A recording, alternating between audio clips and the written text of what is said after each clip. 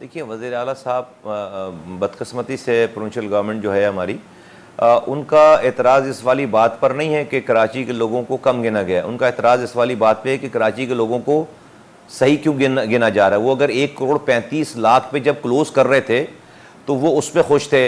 उनका एतराज़ इस वाली बात पर नहीं है कि भाई जैकबाबाद की आबादी 58% कैसे बढ़ गई है, 38% जो है वो लाड़काना की आबादी कैसे बढ़ गई है, 35% जो है वो खैरपुर की आबादी कैसे बढ़ गई है।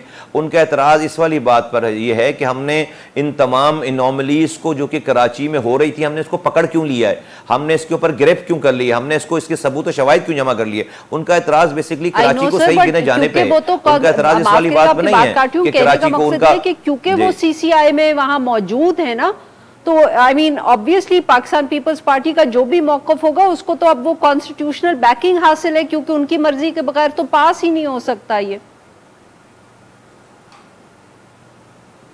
नहीं, कॉन्स्टिट्यूशन में जो है वो इसमें और भी रास्ते हैं कि अगर वो इस पर एतराज़ करेंगे तो फिर जो है वो उसके आगे कानून खामोश नहीं हो जाता, फिर कहीं और इसके फैसले होने और आईनी तौर पर ही फैसले हो जाएंगे। उसके बाद किसी और फोरम पे चली जाएगी चीज़ और फिर वहाँ फैसला हो जाएगा।